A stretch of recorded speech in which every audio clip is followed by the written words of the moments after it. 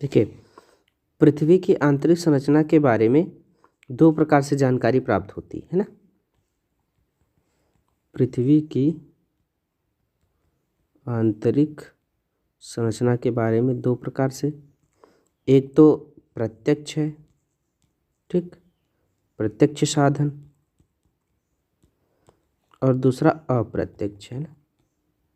ठीक, प्रत्यक्ष में हमने पहले ही बता दिया आपको कि खनिज के माध्यम से, है ना, और ड्रिलिंग जो होता है, ठीक, ड्रिल के माध्यम से और ज्वालामुखी के माध्यम से, है ना, इससे हमें जानकारी प्राप्त होती है प्रत्यक्ष रूप से। ठीक, लेकिन बहुत ज़्यादा सटीक नहीं है। अप्रत्यक्ष साधनों में कई चीज़ें होती हैं, जिसमें सबसे ज़्यादा विश्वसनीय है भूकंप, है ना। इसके बारे में पहले ही पढ़ा चुका हूँ, है ना। खनिज, ड्रिल, ज्वालामुखी की कैसे आंतरिक संरचना के बारे में बताते हैं, और ये प्रत्यक्ष साधन है। ठीक, अब हम यहाँ से देखेंगे क्या कि भूकंप कैसे पृथ्वी की आंतरिक संरचना के बारे में जानकारी प्रदान करता है। ठीक, तो यहाँ देखिए, ये है भूकंप, है ना, यहाँ से शुरू हो रहा है भूकंप। पार्ट 1 इसके पहले हो चुका है, आप प्लेलिस्ट बनी हुई है, आप जा कर के वहाँ पर देख सकते हैं। ठीक, देखिए, भूकंपी तरंगों का अध्ययन पृथ्वी की आंतरिक परतों का संपूर्ण चित्र प्रस्तुत करता है। ठीक, जो भूकंप है, भूकंप ही एक ऐसा माध्यम है जिससे हम पृथ्वी की आंतरिक संरचना के बारे में ना विश्वसनीय जानकारी प्राप्त करते हैं। ठीक, साधारण भाषा में भूकंप का अर्थ क्या होता है? पृथ्वी का कंपन, है ना, पृथ्वी का कंपन ही भूकंप है।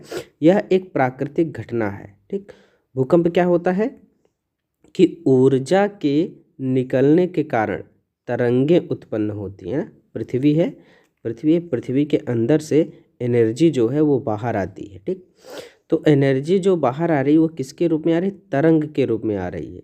ठीक, तरंग के रूप में आ रही है, यही है भूकंप। ठीक, जो सभी दिशाओं में फैलकर क्या लाती है? भूकंप। ठीक, यही तरंगे सभी दिशाओं में फैल करके भूकंप लाती हैं। देखिए, ये है, ये भूकंपी अभिलेख है ना, सिस्मोग्राफ। अब देखिए, यहाँ ये कौन कौन सी तरंगें होती हैं? पी तरंग होती है, एस तरंग होती है, ठीक, और धरातली तरंग होती है। ठीक, इसको देख लेंगे, आगे देखेंगे इसको। और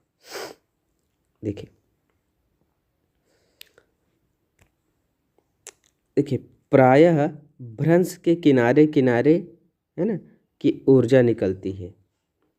प्रायः भ्रंश के किनारे किनारे ही ऊर्जा निकलती है। ठीक, भ्रंश क्या होता है? जैसे दो प्लेटें हैं ना, ऐसे प्लेट है, या किसी प्लेट में ऐसे बीच में दरार पड़ गई। ठीक, तो अब ये दरार ही एक प्रकार से भ्रंश हो जाता है। ठीक है ना, इसके बारे में और डिटेल बात करेंगे, आगे मिलेगा। ठीक, देखिए, प्रायः भ्रंश के किनारे किनारे ही ऊर्जा निकलती है। भूपर्पट्टी की शैलों में गहन दरारें ही क्या है? भ्रंश होती हैं। ठीक, अभी बताया हमने। भ्रंश के दोनों तरफ शैलें विपरीत दिशा में गति करती हैं ना। जैसे मान लीजिए कि कोई ऐसे चट्टान है, ठीक, और यहाँ पर बन गया है भ्रंश, दरारें बन गई हैं, है ना। तो अब क्या है कि अब ये चट्टान मान लीजिए इधर मूवमेंट कर रही है, ये वाली इधर मूवमेंट कर रही है ना, तो बीच में जगह और खाली होती जाएगी, बीच में और जगह खाली होती जाएगी, है ना। ये दरार और बढ़ता जाएगा। ठीक, और ये विपरीत दिशा में गति करती रहती है। ठीक है ना, तो अब नीचे से तरंगे इस पर दबाव डालेंगे, और दबाव डालेंगे तो इसको यहीं दरारों के माध्यम से मैग्मा, ऐसे लावा बाहर आते हैं। और क्या होता है, जब ये तरंगे नीचे से धक्का देती हैं तो इनमें ऐसे लहर उत्पन्न होती है ना। इसी टाइप से भूकंप भी आते हैं। ठीक, तो वही बात है भैया यहाँ पे कि प्रायः भ्रंश के किनारे किनारे ही ऊर्जा निकलती है। वो परपट्टी की शैलों में गहन दरारें ही क्या हैं? भ्रंश हैं। भ्रंश के दोनों तरफ शैलें विपरीत दिशा में गति करती हैं, जहाँ ऊपर के शैलखंड दबाव डालते हैं। ठीक, जिनके आपस का घर्षण उन्हें परस्पर बांधे रहता है। ठीक, फिर भी अलग होने फिर भी अलग होने की प्रवृत्ति के कारण एक समय पर घर्षण का प्रभाव कम हो जाता है, ठीक, जिसके परिणाम स्वरूप शैलखंड विकृत होकर अचानक एक दूसरे के विपरीत दिशा में सरक जाते हैं, ठीक है ना। वही बात है कि जैसे चट्टान है ना, अब मान लीजिए ये दरार बन गई इसमें, ठीक। अब दरार बनने के कारण क्या हो गया, मान लीजिए ये ऊपर खिसक गई और ये नीचे खिसक गई दबाव के कारण, ठीक है ना। तो इस तरीके से संरचना बन जाएगी, है ना। इधर ये नीचे खिसक गई, मान लीजिए ये ऊपर हो गई। तो वही चीज़ यहाँ पर कही जा रही है कि एक दूसरे के विपरीत दिशा में सरक जाते हैं, जिसके परिणाम स्वरूप ऊर्जा निकलती है और ऊर्जा तरंगें सभी दिशाओं में गतिमान होती हैं, ठीक। सभी दिशाओं में ऊर्जा तरंगें गतिमान हो जाती हैं। वह स्थान जहाँ से ऊर्जा निकलती है, ठीक, जैसे मान लीजिए कि ऐसे मान लेते हैं यहाँ पे कि ये अर्थ हो गया, ठीक। इस तरीके से मान लीजिए लेयर हो गई। मान लीजिए यहाँ से भूकंप ऐसे उठा, ठीक, यहाँ से भूकंप ऐसे उठा, ठीक है ना। तो ये वाला स्थान जहाँ से भूकंप शुरू हो रहा है ना, यही कहलाता है फोकस। क्या कहलाता है? फोकस। और यहाँ पर जहाँ पर सबसे पहले भूकंप का अनुभव हुआ वो कहलाता है ईपी सेंटर, ठीक है ना। तो वही बात है कि जहाँ से भूकंप उठता है, ठीक, मान लीजिए ये सरफेस हो गया, एक मिनट सही से बना देते हैं। जैसे मान लीजिए ये सरफेस हो गया और यहाँ से भूकंप उठ रहा है, ठीक है ना। इस तरीके से भूकंप उठा, कई लहरें ऐसे निकली। तो जहाँ पर सबसे पहले भूकंप यहाँ आएगा ना, सीधे 90 डिग्री पर सबसे पहले भूकंप आएगा, तो यही होता है ईपी सेंटर, ठीक है ना। और यहाँ जहाँ से भूकंप उठ रहा है उसी को कहते हैं फोकस, ठीक। क्या कहेंगे? फोकस। यहाँ, ठीक। तो वही बात यहाँ पर कही जा रही है। आगे देख लीजिए यहाँ से कि वह स्थान जहाँ से ऊर्जा निकलती है भूकंप का उद्गम केंद्र यानी फोकस कहलाता है, ठीक। इसे अवकेंद्र या हाइपोसेंटर भी कहा जाता है, ठीक। ऊर्जा तरंगें अलग अलग दिशाओं में चलती हुई पृथ्वी की सतह पर तक पहुँचती हैं। भूतल पर वह बिंदु जो उद्गम केंद्र के समीपतम होता है वो क्या होता है? EP centre. अभी हमने बताया ना ईपी सेंटर क्या होता है कि ईपी सेंटर क्या है, जैसे अब ये सरफेस हो गया, भूकंप यहाँ से उठा, इसको कहेंगे फोकस, है ना। और जहाँ पर सबसे पहले अनुभव हो रहा है इसी को कहते हैं ईपी सेंटर। अच्छा, इसे हाइपो सेंटर भी कहते हैं फोकस को, ठीक, ये भी याद रखिएगा। तो अधिकेंद्र किसे कहते हैं? जहाँ पर भूकंप का सबसे पहले अनुभव होता है, ठीक। जहाँ से उठता है, जहाँ से शुरू होता है भूकंप, वह तो उद्गम केंद्र है ना, वो फोकस है। और जहाँ सबसे पहले अनुभव होता है वही कहलाता है ईपी सेंटर, ठीक। देखिए लिखा है ना, भूतल पर वह बिंदु जो उद्गम केंद्र के समीपतम होता है वो होता है अधिकेंद्र, ठीक, ईपी सेंटर कहलाता है, ठीक। अधिकेंद्र पर ही सबसे पहले तरंगों को महसूस किया जाता है। अधिकेंद्र उद्गम केंद्र से ठीक 90 डिग्री के कोण पर होता है, ठीक। अभी दिखाया हमने इसके बारे में। अब देखिए भूकंपी तरंगें, ठीक, अर्थक्वेक वेव्स। सभी प्राकृतिक भूकंप स्थल मंडल, जिसे लिथोस्फीयर है ना, लिथोस्फीयर में ही आते हैं। लिथोस्फीयर क्या होता है? जो पृथ्वी का ये ऊपर का जो परत होती है ना, उसी को हम बोलते हैं लिथोस्फीयर, ठीक। इसके बारे में आगे आप देखेंगे। देखिए अभी इतना समझ लीजिए कि स्थल मंडल पृथ्वी के धरातल से ना, जैसे पृथ्वी का ये जो ऊपर का हिस्सा है धरातल से कहाँ 200 किलोमीटर तक की गहराई वाले भाग को कहते हैं, ठीक। स्थल मंडल यानी लिथोस्फीयर किसको कहते हैं? पृथ्वी के धरातल से 200 किलोमीटर तक की गहराई वाले भाग को लिथोस्फीयर कहते हैं, ठीक। भूकंप मापी यंत्र यानी सिस्मोग्राफ, ठीक, सतह पर पहुंचने वाली भूकंपी तरंगों को अभिलेखित करता है ना, यानी भूकंप को किससे मापते हैं? सिस्मोग्राफ से मापते हैं, ठीक। अभी दिखाते हैं चित्र। भूकंपी तरंगों का अभिलेख वक्र कर्व दिखाता है, ठीक। यह वक्र 3 अलग बनावट वाली तरंगों को प्रदर्शित करता है। ठीक, 3 प्रकार की तरंगें होती है, अभी दिखाया हमने इसके ऊपर। बुनियादी तौर पर भूकंपी तरंगें 2 प्रकार की ही होती हैं, एक होती है भूगर्भिक तरंगें, दूसरी होती है धरातली तरंगें, है ना। मतलब एक तो होता है, देखिए अब इसको सही से समझिए, यहाँ पे समझ लेते हैं। जैसे मान लेते हैं कि ये हो गया आपका सरफेस, ठीक, सरफेस हो गया, और जो भूकंप है यहाँ से उठा, ये फोकस बन गया यहाँ पर हम मान लेते हैं ये फोकस, ठीक। अब ये फोकस हो गया, यहाँ से भूकंपी तरंग जब उठी है तो फोकस से जहाँ पर सबसे पहली अनुभव होगी वो कहलाएगा आपका ईपी सेंटर, है ना।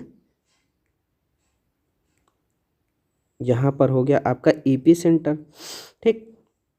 और भी भूकंपी तरंगे ऐसे 3 प्रकार की चलेंगी, भूकंपी तरंगे और सरफेस पर पहुँचेंगी, ठीक। तो जो एकदम सीधी रेखा में चल रही है ना भूकंप, वो होता है पी तरंगे, ठीक। और जो ऐसे तिरछी हो जा रही हैं इसको कहते हैं एस तरंगे। और कुछ ऐसे तरंगे हैं जो केवल धरातल पर चलेंगी, है ना, केवल यहाँ धरातल पर चलने वाली जो तरंगे होंगी वो होती हैं एल तरंगे, ठीक। तो कौन कौन से हो गई, एस पी एल, इनको धरातली तरंग कह रहे हैं, ठीक। वही बात यहाँ पर कही जा रही है यहाँ पर, ठीक। तो बुनियादी तौर पर देखेंगे तो ज़मीन के अंदर ही जो थी, केवल देखिए ये सरफेस पर यही धरातली तरंग ही आ रही थी ना, हमने दिखाया था ना, ऐसे जो इस धरातल पर चल रही थी इस तरीके से, वही केवल धरातली तरंग थी, बाकी जो 2 तरंगे हैं ना वो भूगर्भ के अंदर ही थी, ठीक। तो वही है कि बुनियादी तौर पर भूकंपी तरंगें 2 प्रकार की होती हैं, कौन कौन सी होती है, एक तो बॉडी वेव्स यानी भूगर्भिक तरंगें, दूसरी धरातली तरंगें ना, या सरफेस वेव्स इन्हीं को कह रहे हैं, ठीक। तो भूगर्भिक तरंगें उद्गम केंद्र से, ठीक, ऊर्जा के मुक्त होने के दौरान पैदा होती हैं और पृथ्वी के अंदरूनी भाग से होकर सभी दिशाओं में आगे बढ़ती हैं, ठीक। यही तो हमने दिखाया अभी आपको, इसलिए इन्हें भूगर्भिक तरंग कहा जाता है। भूगर्भिक तरंगों एवं धरातली तरंगों के मध्य अन्योन्य क्रिया के कारण नई तरंगें उत्पन्न होती हैं, जिन्हें क्या कहते हैं, धरातली तरंग कहा जाता है ना। ये केवल सरफेस पर चलती हैं, ये तरंगें धरातल के साथ साथ चलती हैं। तरंगों का वेग अलग अलग घनत्व वाले पदार्थों से गुजरने पर परिवर्तित हो जाता है, ठीक है ना। ये चीज़ ध्यान रखिएगा, ये बहुत इंपॉर्टेंट बात है। तरंगों का वेग अलग अलग घनत्व वाले पदार्थों से गुजरने पर परिवर्तित हो जाता है। मतलब क्या होता है कि अब देखिए, जैसे अब भूकंप, ये मान लीजिए यहाँ से, यहाँ देखिए, मान लीजिए कि अब ये हो गया आपका ग्लोब, है ना, यहाँ से मान लेते हैं कि भूकंप उठा, ठीक। अब ये भूकंप उठ रहा है, फोकस यहाँ पर बन रहा है, ये हो गया आपका एपी सेंटर, ठीक है ना। और बाकी तरंगे जो हैं ना, ऐसा नहीं है कि एकदम इनकी स्पीड यहाँ से लेकर यहाँ तक समान ही होगी, यहाँ से यहाँ तक इनकी स्पीड में अंतर होगा, है ना। जैसे अब ये तरंगे हैं, एस तरंगे हैं ना, एस तरंगे क्या करती हैं, तरल में नहीं चल पाती, ये केवल ठोस में ही चल पाएंगी। पी प्रकार की जो तरंग है वो सब जगह चलेगी, ठोस द्रव गैस तीनों अवस्था में चलेंगी। एल तरंग जो है वो धरातली तरंग है, धरातल पर ही चलेगी। तो अब यह है कि इनकी स्पीड हर जगह समान नहीं होगी, घनत्व और पदार्थ किस टाइप का है ना, उस हिसाब से इसकी स्पीड में भी अंतर आता रहता है, ठीक। वही बात यहाँ पर कहा जा रहा है कि जो तरंग होती है ना, इसकी तरंगों का वेग अलग अलग घनत्व वाले पदार्थों से गुजरने पर परिवर्तित हो जाता है, ठीक। अधिक घनत्व वाले पदार्थों में तरंगों का वेग अधिक होता है, ठीक। पदार्थ के घनत्व में भिन्नताएं होने के कारण क्या होता है, देखिए, परावर्तन या रिफ्लेक्शन और रिफ्रैक्शन होता है, ठीक, जिससे इन तरंगों की दिशा भी बदलती है, ठीक। तो दिशा भी इनकी बदलती रहती है पदार्थों के घनत्व में अंतर के कारण, ठीक। देखिए, भूगर्भीय तरंगें भी 2 प्रकार की होती हैं, एक तो होती है पी और दूसरी होती है एस, है ना, ये देख रहे हैं, एक तो पी होती है, दूसरी एस तरंगें होती हैं, ठीक। देखिए, पी तरंगें तीव्र गति से चलने वाली तरंगें हैं, ध्यान रखिएगा, ये जो पी तरंगें हैं ये तीव्र गति से चलने वाली तरंगें हैं। और धरातल पर सबसे पहले पहुंचती हैं।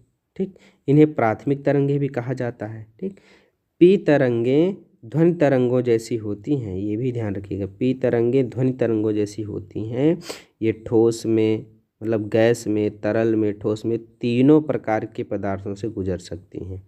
ठीक, लेकिन एस तरंगों देखिए, एस तरंगें धरातल पर कुछ समय अंतराल के बाद पहुंचती हैं। ये द्वितीयक तरंगें कहलाती हैं। एस तरंगों के विषय में एक महत्वपूर्ण तथ्य है कि ये केवल ठोस पदार्थों में के ही माध्यम से चलती हैं, है ना, केवल ठोस में। जो पी तरंग होती है वो ठोस, द्रव, गैस तीनों अवस्थाओं में चलती हैं। एस तरंगों की यह एक महत्वपूर्ण विशेषता है। ठीक, इसी विशेषता ने वैज्ञानिकों को भूगर्भीय संरचना समझने में मदद की। ठीक, देखिए, रिफ्लेक्शन से तरंगें प्रतिध्वनित होकर वापस लौट आती हैं, जबकि आवर्तन यानी रिफ्रैक्शन से तरंगें कई दिशाओं में चलती हैं। देखिए, भूकंप लेखी पर बने आरेख से तरंगों की दिशा भिन्नता का अनुमान लगाया जाता है। ठीक, धरातली तरंगें भूकंप लेखी पर अंत में अभिलेखित होती हैं। ठीक, जो धरातली सरफेस वाली तरंग होती हैं सबसे बाद में पहुंचती हैं, है ना। जैसे अब ये ग्लोब हो गया, सरफेस हो गया, यहाँ से भूकंपी तरंग उठी, है ना, यहाँ, और ये हो गया आपका ईपी सेंटर, यहाँ सबसे पहले पहुँची।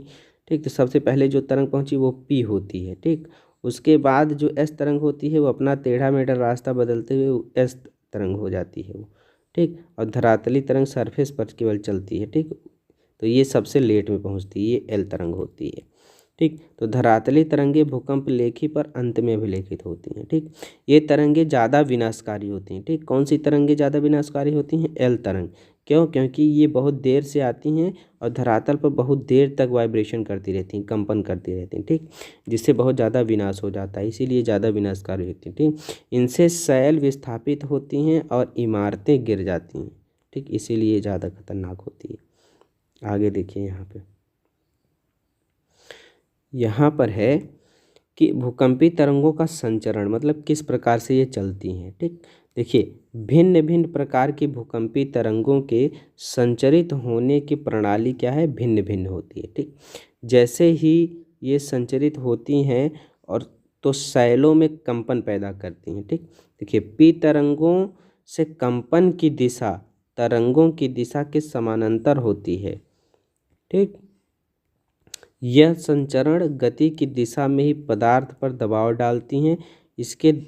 इसके यानी दबाव के फलस्वरूप पदार्थ के घनत्व में भिन्नता आती है और शैलों में संकुचन व फैलाव की प्रक्रिया पैदा होती है।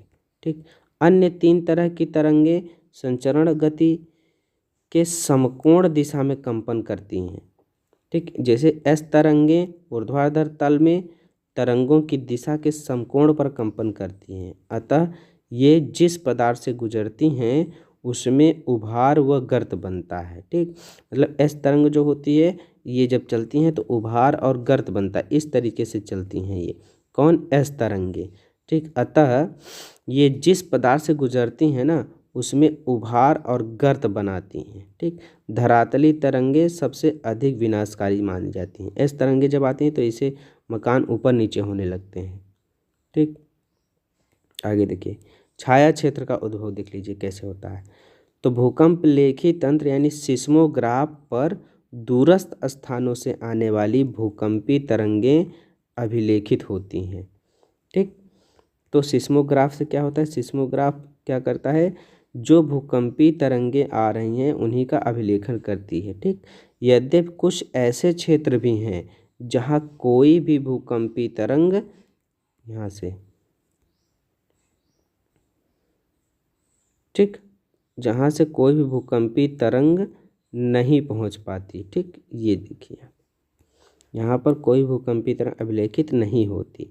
मतलब क्या है कि कुछ ऐसे, जैसे भूकंप आ रहा है ना, तो इस भूकंप में कुछ एरिया ऐसा होगा ना जहाँ पर भूकंप अभिलेखित ही नहीं होगा, वहाँ पर भूकंप की कोई तरंग पहुँचेगी ही नहीं। उसी को कहते हैं हम क्या? भूकंपिक छाया क्षेत्र कहा जाता है। ठीक, तो अब देखिए, विभिन्न भूकंपीय घटनाओं के अध्ययन से पता चलता है कि एक भूकंप का छाया क्षेत्र दूसरे भूकंप के छाया क्षेत्र से सर्वथा भिन्न होता है। ठीक, अब देखिए यहाँ पर देखते हैं, देखिए ये चित्र देखिए, देखिए ये क्या है, ये जो चित्र है ये पी तरंग का छाया क्षेत्र दिखाता है।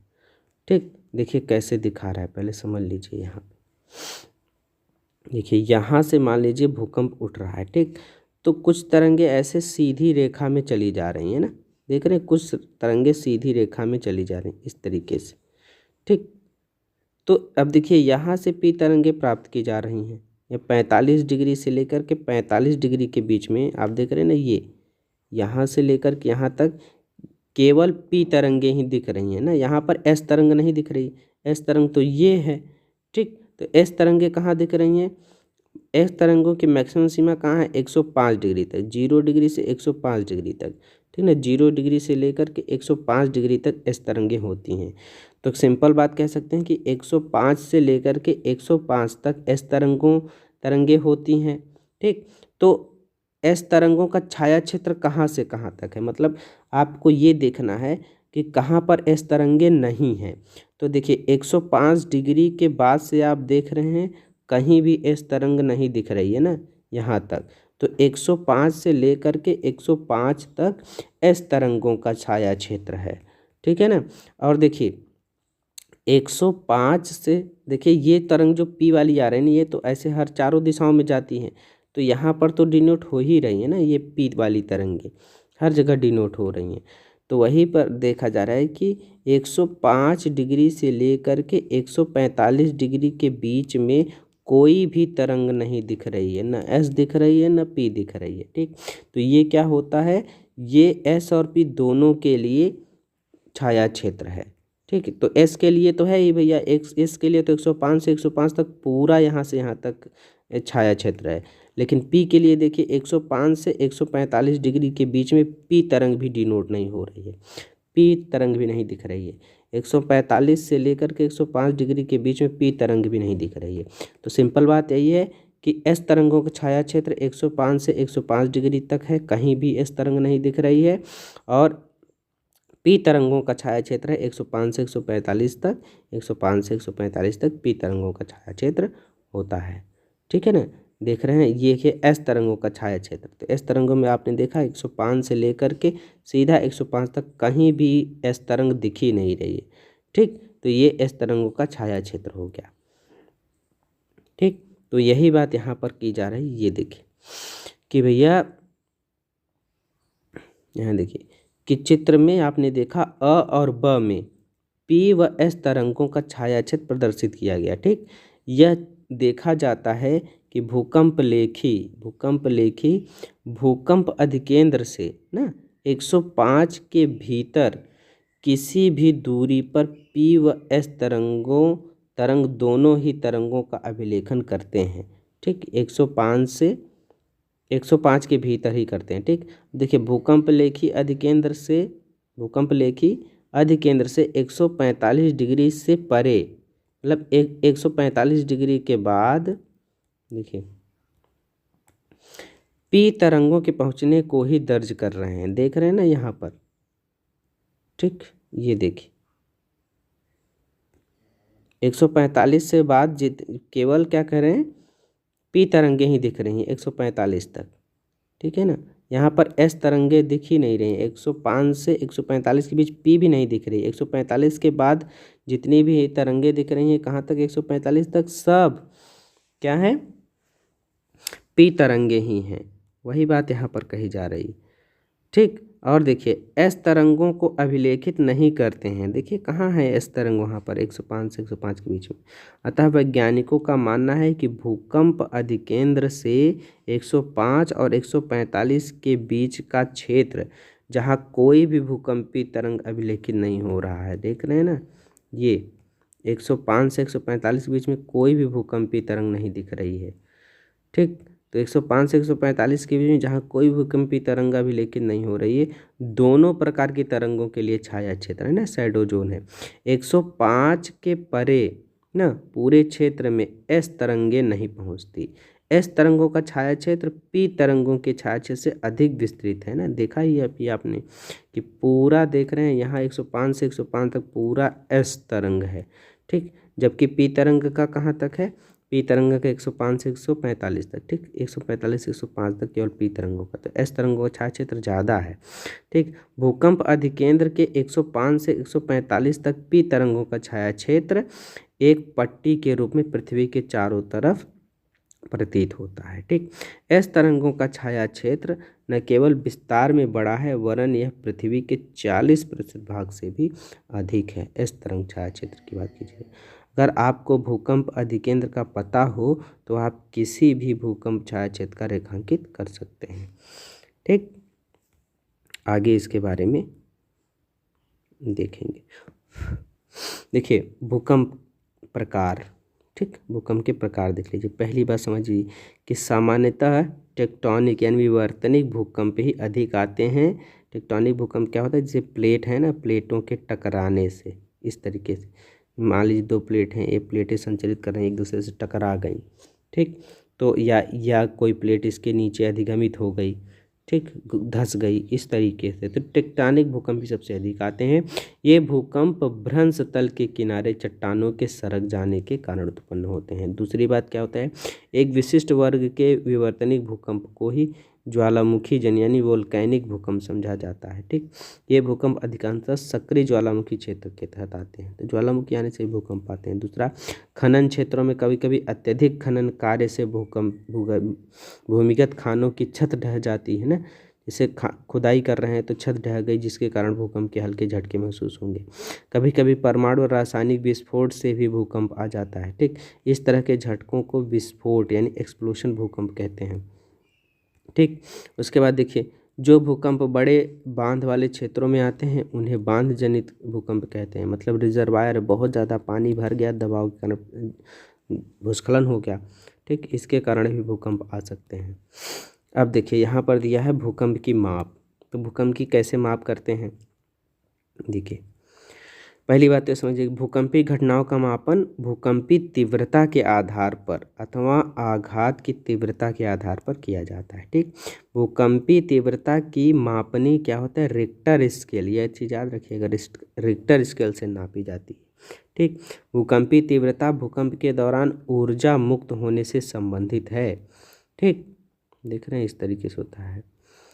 इस मापने के अनुसार भूकंप की तीव्रता 0 से 10 तक होती है। किसमें, रिक्टर स्केल की बात की जा रही है, तो रिक्टर स्केल में भूकंप की तीव्रता 0 से 10 तक होती है, ठीक।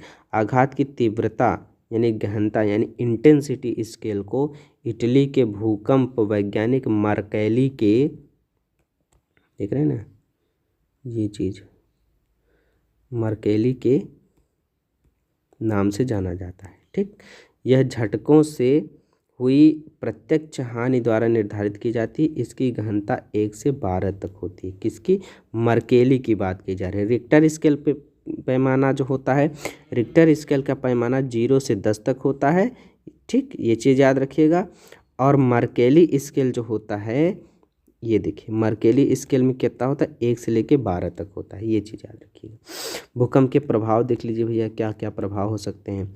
कि भूकंप एक प्राकृतिक आपदा है ना, भूकंपी आपदा से होने वाले प्रकोप निम्न हो सकते हैं। क्या क्या हो सकते हैं ये चीज़ देख लीजिए, ठीक। पहली बात तो भूमि का हिलना, दूसरी बात धरातली विसंगति, तीसरी बात भूस्खलन है ना, पंकस्खलन या मृदा द्रवण हो जाता है, ठीक। धरातल का एक तरफ झुकना हो जाएगा, हिमस्खलन होगा, धरातली विस्थापन हो जाएगा, बांध व तटबंध के टूटने से बाढ़ आ जाएगी, आग का लगना, ठीक।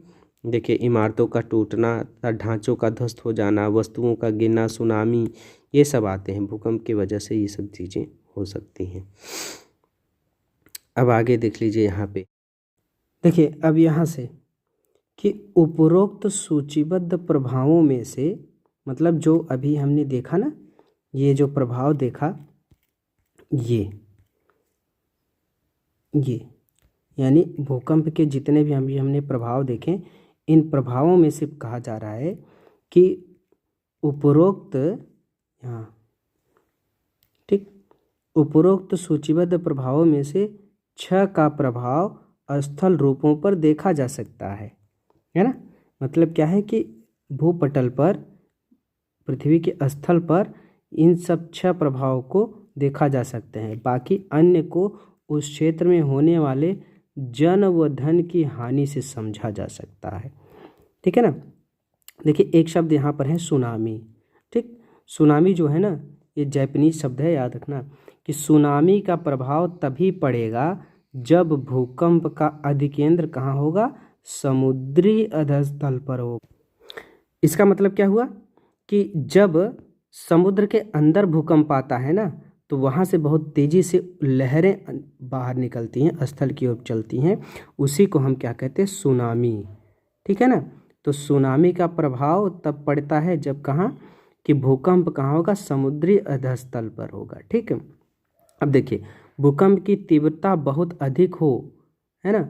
सुनामी अपने आप में भूकंप नहीं है, यह वास्तव में लहरें हैं, ठीक, जो भूकंपी तरंगों से उत्पन्न होती हैं।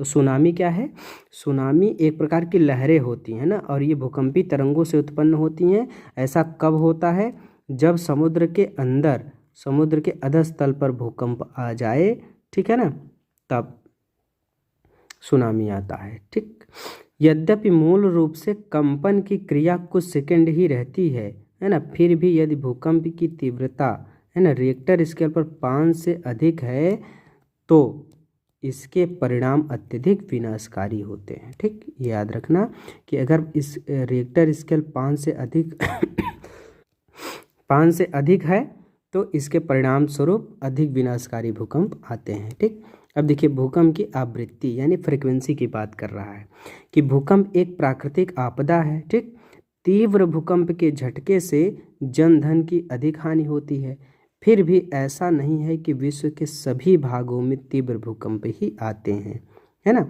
केवल वही क्षेत्र जो भ्रंश के समीप है ना, भ्रंश मतलब बताया था ना अभी कि जो चट्टानें हैं ना, चट्टानों में दरार पड़ गई तो दरार खिसक गया, ये सब चीज़ें, यही भूभ्रंश है। तो वही बात है आ रही यहाँ पर कि तीव्र भूकंप ही वहाँ आते हैं जहाँ भ्रंश के समीप स्थित होते हैं। ठीक, ऐसे तीव्र झटके महसूस वहीं होंगे। आगे देखिए, हम ज्वालामुखी व भूकंप के वितरण का वर्णन आगे अगले अध्याय में पढ़ेंगे। ठीक, आगे हम देखेंगे ज्वालामुखी और भूकंप का वितरण। अब यहाँ से देखिए, प्रायः यह देखा गया है कि रिक्टर स्केल पर 8 से अधिक तीव्रता वाले भूकंप के आने की संभावना बहुत कम होती है। ठीक, जो कि 1-2 वर्षों में एक ही बार आते हैं, जबकि हल्के भूकंप लगभग हर मिनट पृथ्वी के किसी न किसी भाग में महसूस किए जाते हैं। ठीक, अब यहाँ से देखिए, यहाँ है आपका कि पृथ्वी की आंतरिक संरचना, है ना, जो पृथ्वी है उसकी आंतरिक संरचना के बारे में यहाँ से दिया हुआ है। देखिए सबसे पहले देखिए यहाँ पर क्या है कि भूपरपट्टी यानी क्रस्ट। तो क्रस्ट क्या है भैया, यह ठोस पृथ्वी का सबसे बाहरी भाग है। ठीक, यह जो जैसे पृथ्वी होता है, पृथ्वी का सबसे ऊपरी भाग जो होता है ना, यही कहलाता है क्रस्ट। ठीक, तो यह क्या है भैया, भूपरपट्टी, यह ठोस पृथ्वी का सबसे बाहरी भाग है। यह बहुत भंगुर भाग है, ठीक, जिसमें जल्दी टूट जाने की प्रवृत्ति पाई जाती है। ठीक, ये क्रस्ट होता है। तो भूपरपट्टी की मोटाई महाद्वीप महासागरों के नीचे अलग अलग है। ठीक, अब जैसे अब आप ऐसे समझ लीजिए कि मान लेते हैं कि अब ये क्रस्ट का निचली सीमा हो गई, ठीक है ना। तो क्रस्ट की निचली सीमा में देखिए, कहीं है समुंदर, ठीक, कहीं है ऐसे ऊंचा पर्वत, कहीं है बहुत ज़्यादा खाइयाँ, कहीं है पठार, ठीक, कहीं है मैदान, इस तरीके से है। तो अब देखिए जिस एरिया में, ऐसे मान लीजिए ये समुद्री एरिया हो गया, ठीक, समुद्री एरिया है, तो यहाँ पर क्रस्ट की मोटाई अलग है। ठीक, लेकिन जहाँ पर्वतीय क्षेत्र है वहाँ पर क्रस्ट की मोटाई अलग है, पठारी क्षेत्र में अलग है, मैदानी क्षेत्र में अलग है। तो यही बात कही जा रही है कि जो पृथ्वी का सबसे ऊपरी हिस्सा है ना, ये क्रस्ट, इसकी मोटाई महासागरों में कुछ और है, पर्वतीय भागों में कुछ और है, पठारी मैदानी भागों में कुछ और है। ठीक, हर जगह इसकी मोटाई अलग अलग है, सेम नहीं है। ठीक, तो वही बात यहाँ पर कही जा रही है क्या, कि जो भूपर पट्टी है ना, इसकी मोटाई महाद्वीप महासागरों के नीचे अलग अलग है। ठीक, महासागरों में भूपर पट्टी की मोटाई महाद्वीपों की तुलना में कम है। ठीक, महासागर है तो इनके ऊपर पानी भरा है, तो यहाँ पर भूपर पट्टी की मोटाई कम है, जबकि महाद्वीपों में मोटाई इसकी ज़्यादा है। ठीक, देखिए महासागरों के नीचे इसकी औसत मोटाई कितनी है? 5 किलोमीटर। ठीक, क्या है ये देखिए कि महासागर के नीचे इसकी मोटाई कितनी है? 5 किलोमीटर है, जबकि महाद्वीपों के नीचे इसकी मोटाई कितनी है? 30 किलोमीटर है। ठीक, देखिए मुख्य पर्वतीय श्रृंखला अगर देखेंगे तो उसमें मोटाई और भी ज़्यादा है इसकी। जहाँ पर्वतीय क्षेत्र अभी हमने दिखाया ना, जहाँ पर्वतीय क्षेत्र है वहाँ की मोटाई क्या है? अधिक है। हिमालय पर्वत श्रेणियों के नीचे भूपर पट्टी की मोटाई कितना है? 70 किलोमीटर तक है। ठीक, हिमालय पर्वत श्रेणी में इसकी मोटाई। ठीक, तो यहाँ पर देखिए ये एक मैप दिया हुआ है, मैप कह रहे हैं कि एक चित्र दिया हुआ है, आप इसे देख सकते हैं। ठीक, देखिए पृथ्वी का ये ऊपरी हिस्सा जो देख रहे हैं ना आप, यहाँ जो ऊपरी हिस्सा देख रहे हैं, ये वाला पूरा एरिया आपका क्या है? क्रस्ट है। ठीक, भूपर पट्टी है। तो पूरी अगर पृथ्वी के केंद्र तक की गहराई देखेंगे ना, तो कितना है? 6378 किलोमीटर है। ये याद रखिएगा कि पृथ्वी की जो केंद्र है ना वो कितना है? 6378 किलोमीटर। कहाँ से? क्रस्ट से लेकर के केंद्र तक की पूरी जो लंबाई है, गहराई पृथ्वी की केंद्र, ये पृथ्वी का क्या है? केंद्र है। तो पृथ्वी के केंद्र तक क्रस्ट से यानी भूपर पट्टी से लेकर के एकदम केंद्र तक पृथ्वी की पूरी गहराई कितनी है? 6378 किलोमीटर। यही 6378 किलोमीटर ही त्रिज्या है पृथ्वी की, ये चीज़ याद रखिएगा। ठीक, और इसके नीचे कहाँ देखिए पृथ्वी के जो क्रस्ट है ना, क्रस्ट का जो निचला सीमा है वही होता है दुर्बलता मंडल। ठीक, और दुर्बलता मंडल के नीचे पूरा कहाँ तक? 2900 किलोमीटर तक मेंटल का विस्तार है। ठीक, और इसके नीचे फिर कहाँ? 6378 किलोमीटर तक क्रोड का विस्तार है। ठीक, इसे हम एक और सरल तरीके से ऐसे समझ लीजिए, यहाँ मैं बना दे रहा हूँ, है ना। जैसे मान लें कि ये हो गया पृथ्वी की, मान लेते हैं ऊपरी परत हो गई। ठीक, उसके बाद ऐसे जैसे जैसे नीचे जाएंगे इसकी गहराई ऐसे बढ़ती जा रही है ना, ऐसे। ठीक, एक सेकेंड, जैसे मान लेते हैं ये हो गया आपका भूपर पट्टी और ऐसे नीचे चलते जा रहे हैं, तो ये हो गया आपका ये यहाँ पर। ठीक, तो अब देखिए यहाँ पर देखिए इसका डिवाइडेशन कर देता हूँ। ठीक, तो अब हम मान लेते हैं ये हिस्सा इसका हो गया, ये हो गया आपका क्रस्ट। ठीक, क्या हो गया? ये क्रस्ट यानी भूपर पट्टी हो गई। ठीक, उसके बाद में ये हो गया आपका, हम मान लेते हैं ये पूरा हो गया आपका मेंटल। ठीक, और ये हो गया आपका कोर। ठीक, तो पूरा औसत देखिए इसकी तो मोटाई अलग अलग जगहों पर अलग अलग है क्रस्ट की, है ना। औसत मोटाई हम मान लेते हैं कि मान लीजिए 30 किलोमीटर है। ठीक, अब देखिए और यहाँ से लेकर के मेंटल का विस्तार कहाँ है? 2900 किलोमीटर तक मेंटल का विस्तार है, और ये जो है ये कितना है? 6378 किलोमीटर तक टोटल विस्तार है। तो पृथ्वी की आंतरिक संरचना में आपने क्या देख लीजिए, एक सबसे ऊपरी परत क्या है? क्रस्ट है, उसके नीचे मेंटल है और उसके नीचे कोर है। ठीक, तो इस तरीके से पूरी इसकी गहराई हो गई। ठीक, यहीं पर आपका मिलता है क्या? दुर्बलता मंडल। यहाँ है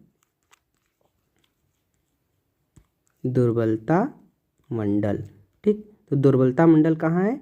ये इस वाले बेल्ट में है, यानी क्रस्ट और मेंटल के बीच में कहाँ से? 100 से 200 किलोमीटर के बीच में ये दुर्बलता मंडल पाया जाता है। ठीक, और यहाँ से 2900 किलोमीटर की गहराई तक मेंटल का विस्तार है, उसके बाद कोर का विस्तार है। ठीक, यही बात यहाँ पर ऐसे इस मैप में दिखाया गया है, ये देख लीजिए। ठीक,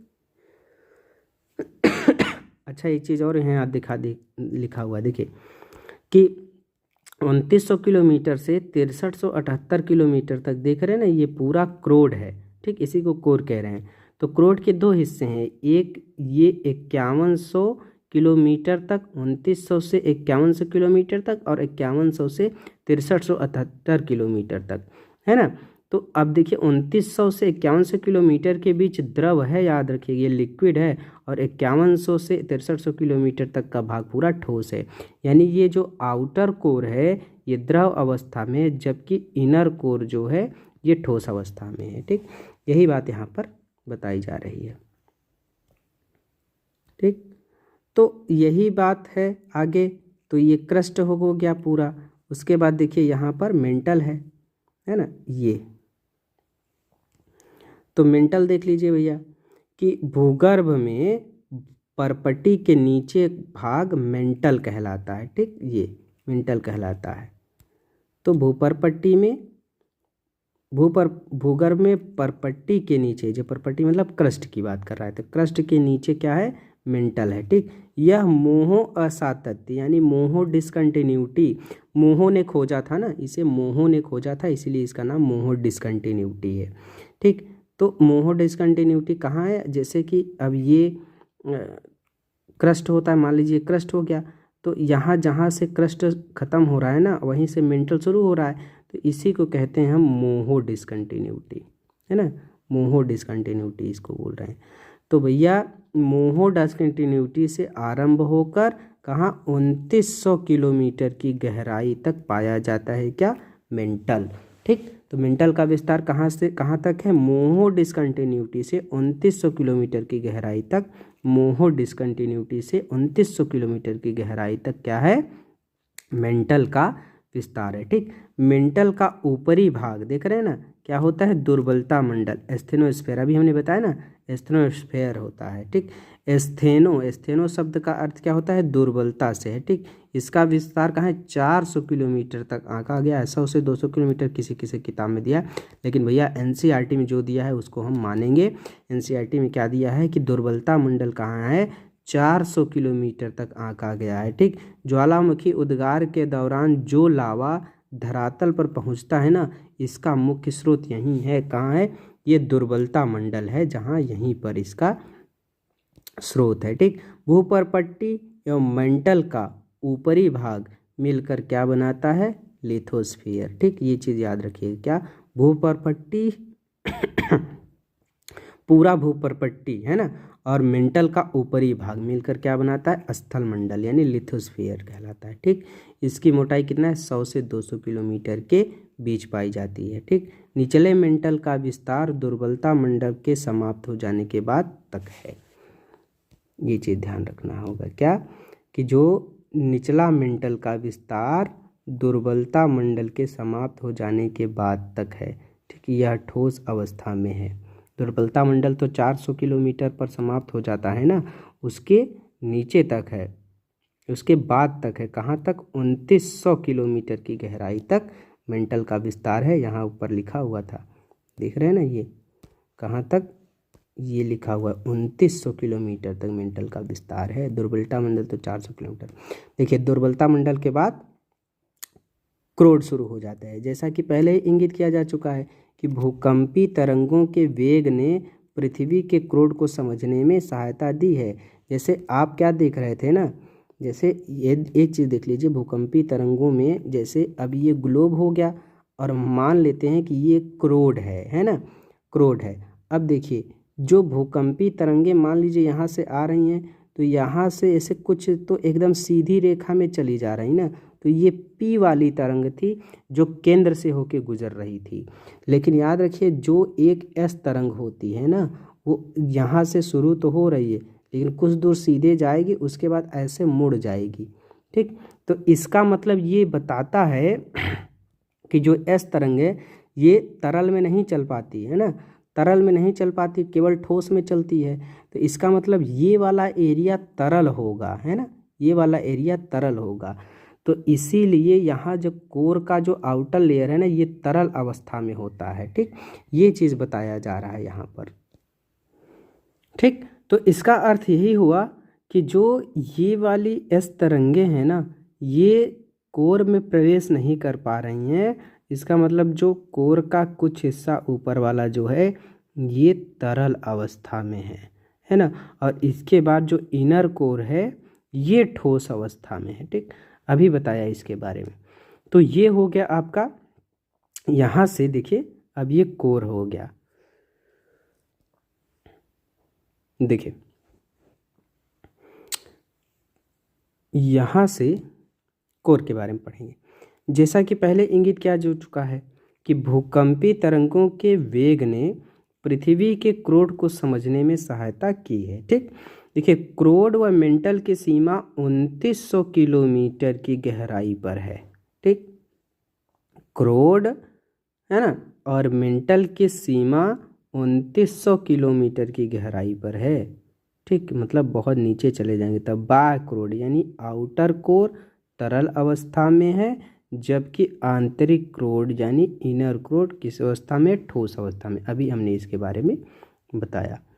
ठीक, अब यहाँ देखिए, यहाँ से देखिए कि क्रोड जो है ना वो भारी पदार्थों मुख्यतः किसका? निकेल का और फेरम का बना है। ठीक, यानी निकेल और लोहे का बना है, इसीलिए तो इसको क्या कर रहे हैं? निफे परत कह रहे हैं ना, निफे के नाम से जाना जाता है। अच्छा, एक चीज़ और देख लीजिए ना, रासायनिक संगठन के आधार पर अगर देखें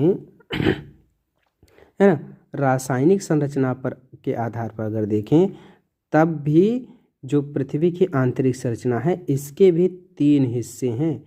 ठीक, कौन कौन से? देखिए, एक जिसे आप क्रस्ट कह रहे हैं ना, क्रस्ट कह रहे हैं, तो इसमें सिलिका ठीक और एल्युमिनियम की मात्रा ज़्यादा है, इसीलिए इसको सियाल परत भी कहते हैं। ठीक, उसके बाद जो मेंटल है ना, जो मेंटल है, मेंटल में किसका? सिलिका और मैग्नीशियम की मात्रा ज़्यादा है, मैग्नीज की, इसीलिए हम क्या कह रहे हैं? इसको सीमा परत कह रहे हैं। ठीक, और कोर जो है ना सॉरी, जो कोर है, कोर जो है इसमें निकेल और फेरस की मात्रा, फेरम की मात्रा ज़्यादा है, इसीलिए इसको हम निफे परत कह रहे हैं। ठीक, तो रासायनिक संरचना के आधार पर, रासायनिक संरचना के आधार पर देखेंगे तो भी पृथ्वी के 3 परत हैं। कौन कौन से? क्रस्ट, मेंटल, कोर को हम सियाल, सीमा, निफे बोल रहे हैं। ठीक, अब देखिए यहाँ पे है कि ज्वालामुखी व ज्वालामुखी निर्मित स्थल रूप। स्थल रूप मतलब क्या होता है? कि जो स्ट्रक्चर दिख रहा है पृथ्वी के ऊपर, ठीक, इसको कह रहे हैं हम स्थल रूप, यानी ज्वालामुखी और ज्वालामुखी निर्मित स्थल रूप के बारे में यहाँ से पढ़ेंगे। ठीक, आपने अनेक बार ज्वालामुखी के चित्र देखे होंगे ना, ज्वालामुखी के बारे में देखा ही होगा। ठीक, जहाँ से ज्वालामुखी वह स्थान है, ठीक, जहाँ से निकलकर गैस, राख और तरल चट्टानी पदार्थ, लावा पृथ्वी के धरातल तक पहुँचता है। ठीक, तो ज्वालामुखी क्या हो गया कि भैया वह स्थान है ज्वालामुखी जहाँ से गैस, राख, ठीक, चट्टानी पदार्थ, लावा धरातल, पृथ्वी के धरातल तक पहुँचता है। ठीक, यदि यह पदार्थ कुछ समय पहले ही बाहर आया हो या अभी निकल रहा हो तो वह ज्वालामुखी सक्रिय ज्वालामुखी होता है। ठीक, सक्रिय ज्वालामुखी किसे कह रहे हैं? सक्रिय ज्वालामुखी किसे कह रहे हैं भैया? जहाँ से जो लावा है ना, लावा अभी निकल रहा हो या अभी कुछ समय पहले ही बाहर आया हो, ठीक, वो होता सक्रिय ज्वालामुखी। तरल चट्टानी पदार्थ दुर्बलता मंडल से निकलकर, दुर्बलता मंडल बताया था ना कि 400 किलोमीटर की गहराई तक है। ठीक, 100 से 400 किलोमीटर की गहराई तक। ठीक, तरल चट्टानी पदार्थ दुर्बलता मंडल से निकलकर धरातल पर पहुंचता है जब तक यह पदार्थ मेंटल के ऊपरी भाग में है। ठीक, जब तक यह मेंटल के ऊपरी भाग में है यह मैग्मा कहलाता है। देख रहे हैं ना?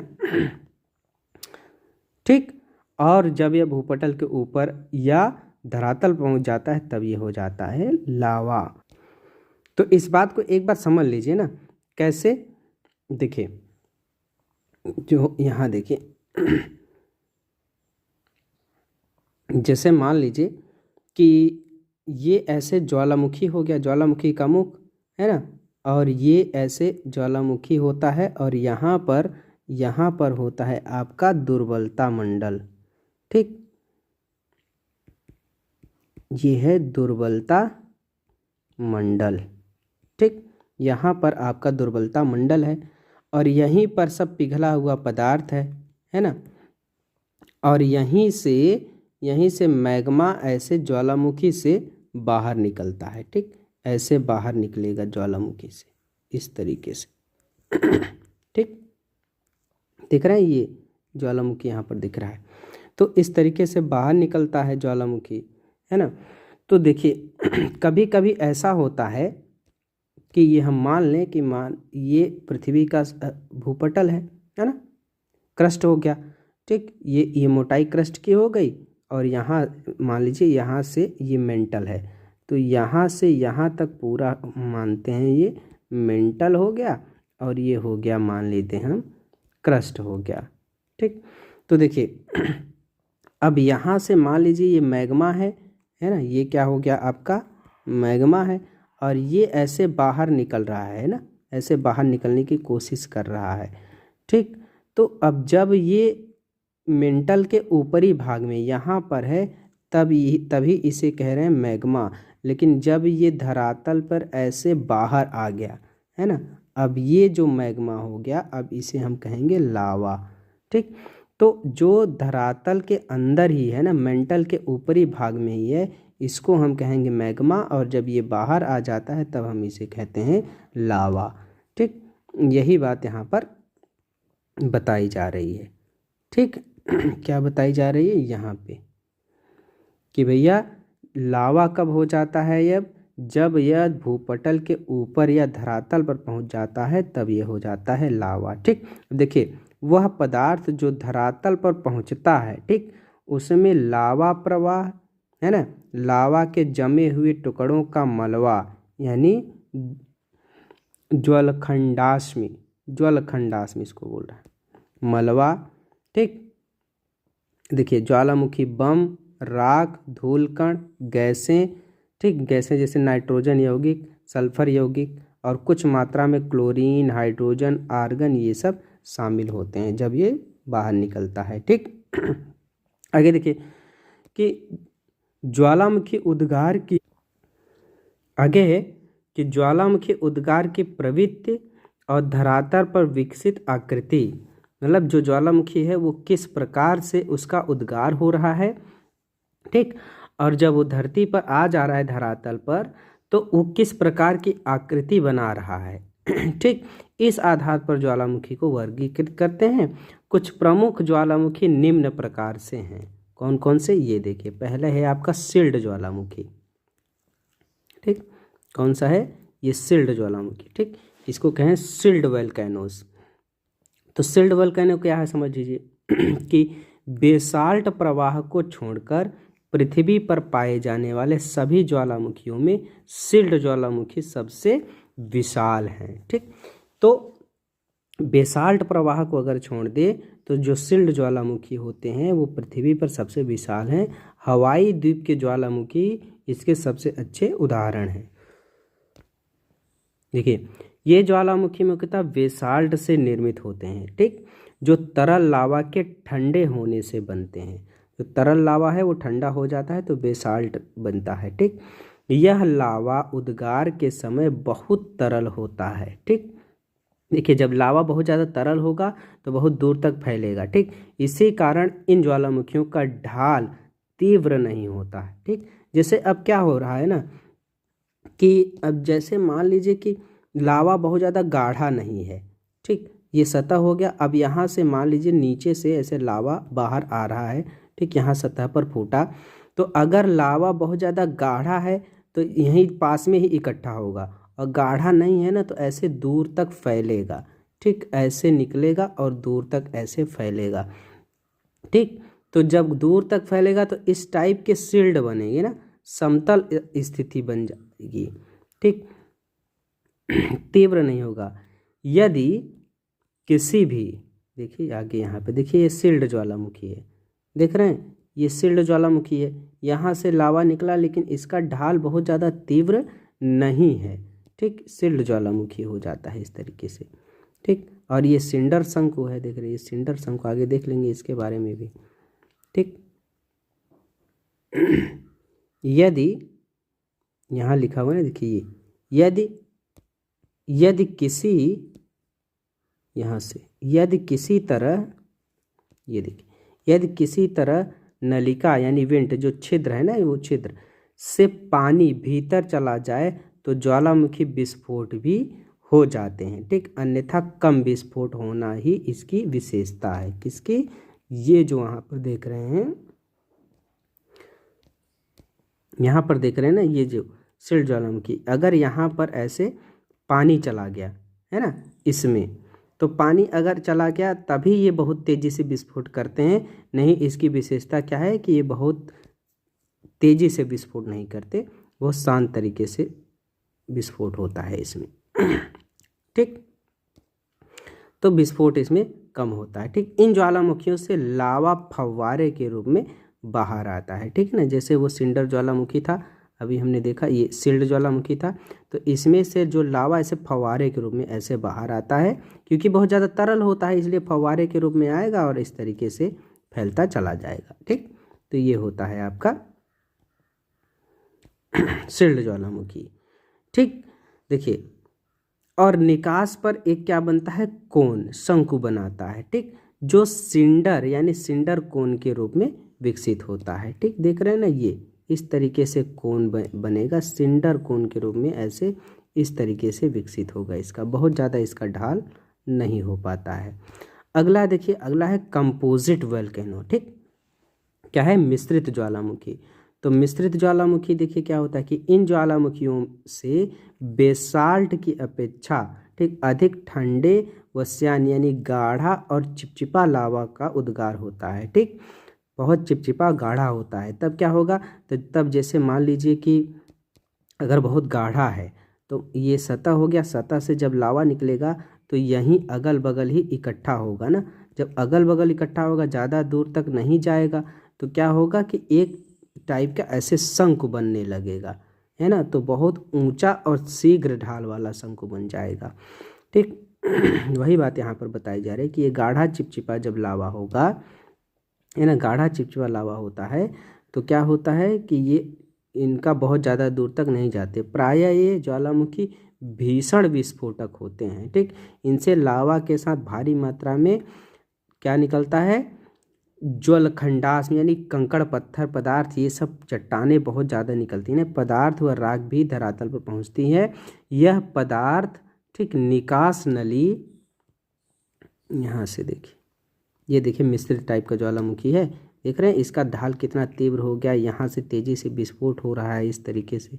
ठीक, इस टाइप का जो ज्वालामुखी है ये मिश्रित ज्वालामुखी है। तो यहाँ पर के आसपास परतों के रूप में जमा हो जाता है। ठीक, मतलब क्या होता है कि जो राख और लावा निकलता है इसके आसपास ही ऐसे परतों के रूप में ऐसे अगल बगल ही इकट्ठा हो जाता है। ठीक, जिनके जमाव मिश्रित ज्वालामुखी के रूप में दिखते हैं। ठीक, अगला है ज्वालामुखी कुंड, या इसको कहते हैं क्या, काल्डेरा। तो ये पृथ्वी पर पाए जाने वाले सबसे अधिक विस्फोटक ज्वालामुखी है ना। पृथ्वी पर सबसे अधिक पाए जाते हैं, पृथ्वी पर सबसे अधिक विस्फोटक ज्वालामुखी ये होते हैं। कौन सा, ज्वालामुखी कुंड या काल्डेरा जो होते हैं। ठीक, आमतौर पर ये इतने विस्फोटक होते हैं कि जब इनमें विस्फोट होता है तब ये ऊंचा ढांचा बनाने के बजाय स्वयं नीचे धंस जाते हैं। मतलब इतनी तेज़ी से, मान लीजिए कि अब ये ज्वालामुखी का ऐसे मुख है ना, इस तरीके से मुख है, और जब इसमें विस्फोट होगा ना तो पता चलेगा ये पूरा उड़ गया। जब ये पूरा उड़ गया तो उड़ गया ऊपर का हिस्सा, तो इस तरीके से ये हो गया। ठीक, देखने में संरचना ऊपर वाला पूरा, यहाँ से ऊपर का जो हिस्सा था पूरा उड़ गया। ठीक, तो वही बात कहा जा रहा है कि इतना तेज होता है कि ये बहुत आमतौर पर ये बहुत ज़्यादा विस्फोटक हो जाते हैं। ठीक, और क्या होता है कि नीचे धंस जाते हैं। अब देखिए, धंसे हुए विध्वंसक गर्त, लावा के गिरने से जो गड्ढे बनते हैं उसे क्या कह रहे हैं, विध्वंसक गर्त, है ना। देखिए, धंसे हुए विध्वंसक गर्त ही ज्वालामुखी कुंड कहलाते हैं। ठीक, लावा के गिरने से जो गड्ढे बनते हैं। ठीक, इनका यह विस्फोटक रूप इनका यह विस्फोटक रूप बताता है कि इन्हें लावा प्रदान करने वाले मैग्मा के भंडार न केवल विशाल हैं वरन इनके बहुत पास स्थित हैं। ठीक है ना, इनके द्वारा निर्मित पहाड़ी मिश्रित ज्वालामुखी की तरह प्रतीत होते हैं। ठीक, आगे देखिए बेसाल्ट प्रवाह क्षेत्र यानी फ्लड बेसाल्ट प्रोविंसेस। ठीक, अब देखिए ये ज्वालामुखी अत्यधिक तरल लावा उगलते हैं। ठीक, जो बहुत दूर तक बह निकलता है। ठीक, संसार के कुछ भाग हजारों वर्ग किलोमीटर घने लावा प्रवाह से ढके हैं। ठीक, इनमें लावा प्रवाह क्रमानुसार होता है और कुछ प्रवाह 50 मीटर से भी अधिक मोटे हो जाते हैं, मतलब बहुत दूर तक ये फैल जाते हैं। कई बार अकेला प्रवाह सैकड़ों किलोमीटर दूर तक फैल जाता है। ठीक, भारत का दक्कन ट्रैप जो है, जिस पर वर्तमान महाराष्ट्र का पठार ज़्यादातर भाग पाया जाता है, वो क्या है, बृहद बेसाल्ट लावा प्रवाह क्षेत्र है। ठीक है ना, ऐसा विश्वास किया जाता है कि आज की अपेक्षा आरंभ में यह अधिक बृहद क्षेत्र इस प्रवाह से ढका हुआ था। ठीक, कौन सा, ये बेसाल्ट प्रवाह इसको बोलते हैं, बेसाल्ट प्रवाह क्षेत्र इसको। ठीक, अब यहाँ पर देखिए आगे देखिए कि ये क्या है, यहाँ से है मध्य महासागरीय कटक ज्वालामुखी, यानी महासागर में भी ज्वालामुखी पाए जाते हैं। ठीक, तो मध्य महासागर में जो कटक ज्वालामुखी है उसके बारे में बताया जा रहा है कि इन ज्वालामुखियों का उद्गार कहाँ होता है, महासागर में होता है। ठीक, मध्य महासागरीय कटक क्या है, एक श्रृंखला है जो 70,000 किलोमीटर से अधिक लंबी है। ठीक, और जो सभी महासागरीय बेसिनों में महासागर के अंदर फैली है। ठीक, इस कटक के मध्यवर्ती भाग में ठीक लगातार उद्गार होता रहता है। ठीक, लगातार उद्गार होता रहता है, इसके बारे में आगे पढ़ेंगे। अब देखिए ज्वालामुखी आकृतियाँ यानी वोल्केनिक लैंडफॉर्म, मतलब जो ज्वालामुखी होती है जब बाहर निकलती है, ठीक, या अंदर ही रहती है, तो इससे कौन कौन सी स्थलाकृतियाँ बनती हैं, मतलब कैसी कैसी आकृति ये बनाता है। ठीक, सबसे पहले देखिए अंतर्वेदी आकृतियाँ। अंतर्वेदी आकृतियाँ मतलब ऐसे समझ लीजिए कि जैसे अब मान लेते हैं कि ये क्रस्ट हो गया। ठीक, और यहाँ पर मेंटल, यहीं से लावा निकलता है, यहीं से लावा ऊपर आएगा। ठीक, अब यहाँ से मान लीजिए ये लावा आ रहा है। ठीक, तो कुछ लावा धरातल पर आकर के इस तरीके से फैलेगा, है ना, तो अब बाहर आएगा तो किस तरीके की आकृति बनेगी, और कुछ लावा जो है ना ये धरातल के अंदर ही ऐसे विभिन्न आकृतियाँ बना लेगा। ठीक, तो जो लावा धरातल के अंदर ही आकृति बना रहा है, ठीक, मैग्मा, मैग्मा जानते हैं ना, मैग्मा धरातल के अंदर ही रहता है, तो मैग्मा ठंडा होता है तो कौन सी आकृति बनती है, उसको अंतर्वेदी आकृति कहते हैं। और लावा जो जिस प्रकार की आकृति बनाएगा उसको हम बहिर्वेदी आकृतियाँ कहेंगे। ठीक है ना, तो यही बात यहाँ पर मोटी मोटी बात यही है कि अंतर्वेदी आकृतियाँ मतलब यही है कि मैग्मा जो जमीन के अंदर ही ठंडा हो रहा है तो उसको हम कहते हैं अंतर्वेदी आकृतियाँ। देखिए ज्वालामुखी उद्गार से जो लावा निकलता है उसके ठंडा होने से आग्नेय शैल बनती है। याद रखिएगा कि ज्वालामुखी उद्गार से जो लावा निकलता है, ठीक, अब वो लावा जब ठंडा होगा तो उससे आग्नेय शैल बनेगी। ठीक, लावा का यह जमाव या तो धरातल पर पहुंचकर होता है या धरातल तक पहुंचने से पहले ही भूपटल के नीचे, देख रहे हैं ना, नीचे शैल परतों में ही हो जाता है। तो या तो धरातल पर आ जाता है या धरातल के नीचे ही ठंडा हो जाता है। ठीक है ना, या तो धरातल पर आके ठंडा होगा या धरातल से नीचे ही ठंडा हो जाएगा। ठीक है ना, अब देखिए लावा के ठंडा होने के स्थान के आधार पर आग्नेय शैलों का वर्गीकरण किया जा सकता है। ठीक, जैसे अब देखिए ज्वालामुखी शैलों, ठीक, जब लावा धरातल पर पहुंचकर ठंडा होता है, ठीक, तो ज्वालामुखी शैल होता है। और दूसरा पातालिक यानी प्लूटोनिक शैल, ठीक, जब लावा धरातल के नीचे ही ठंडा होकर जम जाता है। तो ज्वालामुखी शैल और पातालीय, ठीक, ये चीज़ें होती हैं। जब लावा भूपटल के भीतर ही ठंडा हो जाता है तो कई आकृतियाँ बनती हैं। यानी ज़मीन पर जैसे सतह है, सतह के नीचे ही ठंडा हो गया, ऊपर नहीं आया, तो सतह के जब नीचे ही ठंडा हो जाता है तब कई आकृतियाँ बनती हैं। ये आकृतियाँ अंतर्वेधी आकृतियाँ या इंट्रूसिव फॉर्म्स कहलाती हैं। ठीक है, इनमें से कुछ आगे दिखाए गए हैं। ठीक, जैसे ये देख लीजिए, देख रहे हैं, ये चित्र देख रहे हैं आप, ये तो इसमें आप ये देख लीजिए कि जैसे अब देखिए जो बाहर आ गया, बाहर जैसे ये आकृति आ गई, मिश्रित ज्वालामुखी आपको दिख रहा है, लावा मेसा सिंडर शंकु दिख रहा है ना, लावा पठार दिख रहा है, ठीक, ज्वालामुखी डोम दिख रहा है ना, भस्म शंकु दिख रहा है, या बाकी ये सब बाहर जो दिख रहे हैं ना ये बाहरी हैं। लेकिन अंदर देखिए, ये देखिए ज्वालामुखी नलिका, लैकोलिथ स्कंद बन रहा है, सिल देखिए इस तरीके से बनता है ना, ज्वालामुखी नलिका देखिए इस तरीके से बन जाती है ये, ठीक, लैकोलिथ बनता है। तो ये सब जो संरचनाएं बन रही हैं ना, ये सब जो संरचनाएं हैं, ये सब संरचनाएं कहाँ हैं, जमीन के अंदर बन रही है। ठीक, और कुछ ज़मीन के बाहर है, कुछ ज़मीन के अंदर बन रही है।